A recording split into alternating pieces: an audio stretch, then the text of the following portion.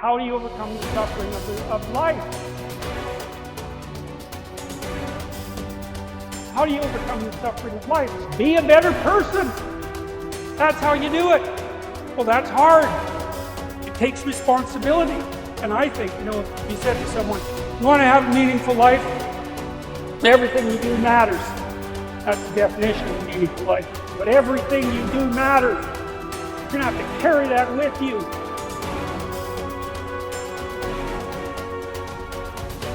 Do you realize that every day you thought you wasn't gonna make it? Do you remember them days where you thought it was absolutely unbearable and you thought you wasn't gonna endure that one? I'm telling you, do me a favor, just don't let it break you. If you get past it, on the other side of it, it's going to be phenomenal.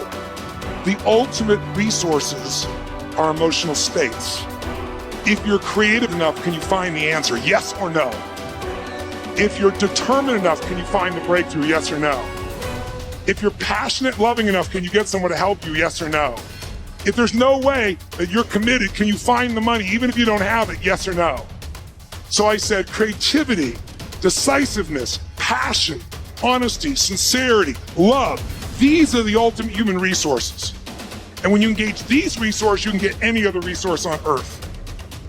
So if you don't put the work in today, if you don't do the unending, back-breaking work of developing yourself into something greater, the world is going to pass you by. The people that are going to own it are going to be the ones that did that work. And the one promise that I can make you right now is that somebody out there is outworking. Somebody right now is doing the things that I'm saying. Somebody right now is doing the work of failing and getting up and getting better and pushing themselves and triggering that glorious adaptation response that makes humans the apex predator. Someone right now, they're putting in that work. And if you don't, the future is going to belong to them. So when you stop outsourcing your happiness, your validation, your support, all of it, and you bring it back in, and you get responsible for it, when you're responsible, when you're the driver of your life, when you're not looking out to anybody else to fix it for you, you're the one that has to do the work. You're the one who has to push your own ass. You're the one who has to figure out what makes you happy. You're the one who has to figure out and become self-aware about what you need. And then you're the one that has to find whatever it is, the courage or being humble enough to ask for help. And as Martin Luther King Jr. said, if you can't fly, then run. If you can't run, then walk. If you can't walk, then crawl. But whatever you do, you have to keep moving forward.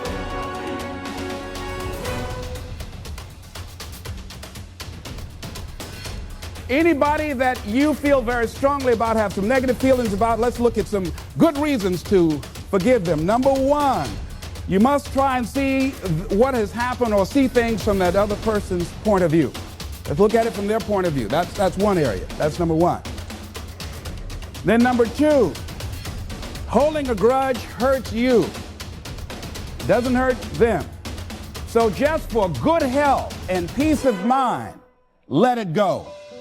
Any feeling of resentment or anger or hatred is called to me the load of bitterness within. Every thought that we entertain produces a chemical in our brain that impacts the body's immune system. And besides, this person you're hating, they probably are not even aware of it. If someplace having a good time, don't even know you're really hating them. You've turned up the steam, gone from dislike to hate, intense hate. And here you are killing yourself, making yourself vulnerable to various types of illnesses, putting yourself in bad health. And I say that person is not worth your sacrificing your health or 1 minute of peace of mind. 1 minute of anger robs you of 60 seconds of happiness.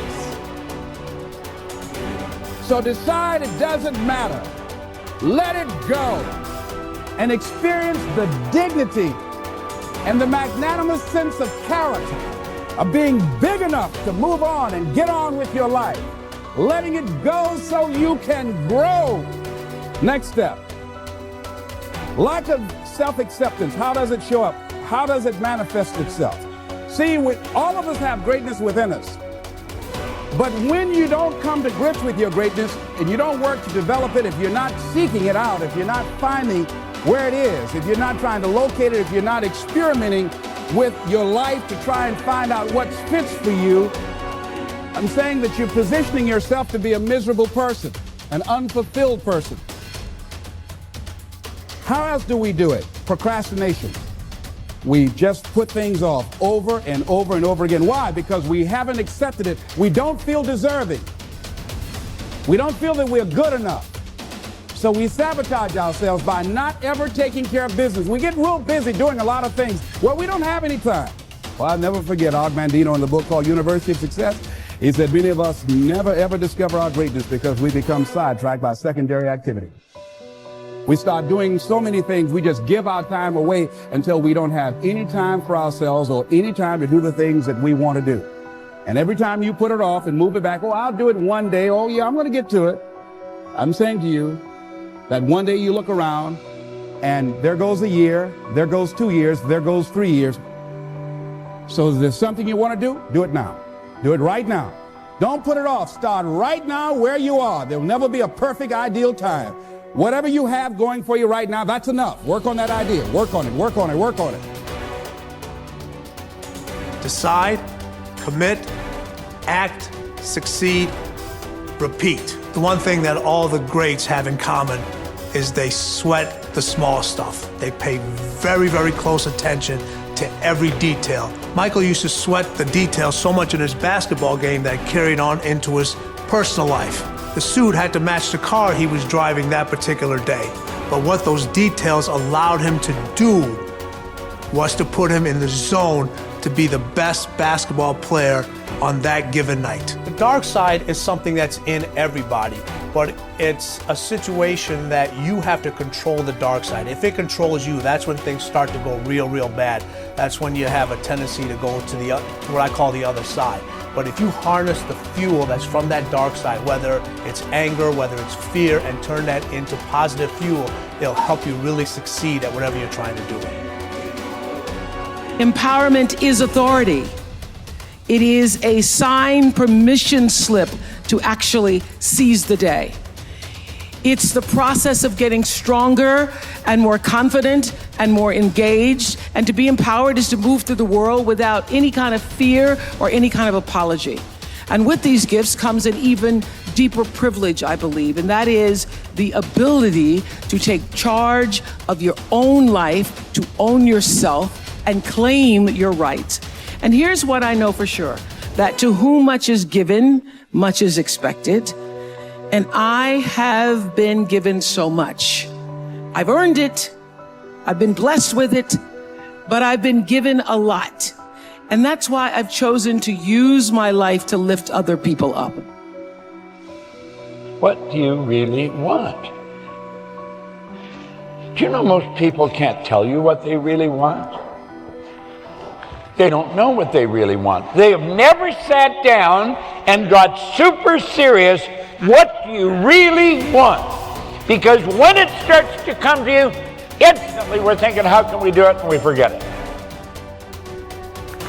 I tell a story about sitting down with a couple, Pat and John.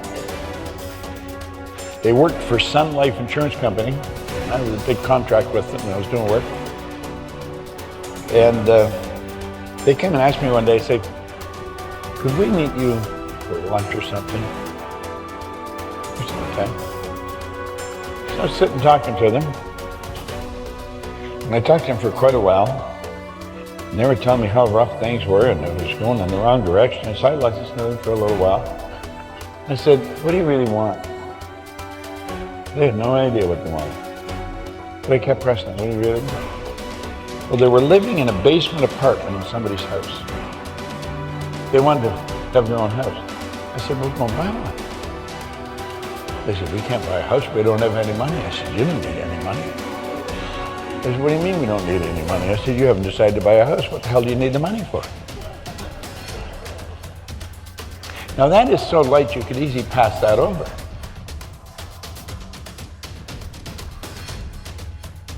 They didn't need the money because they hadn't made a decision to buy the house. If you make the decision to do it, once you make the decision, you have already done it in your mind. You have flipped your mind onto a different frequency. You will then begin to attract to you whatever's required for the manifestation of what it is you've decided to do.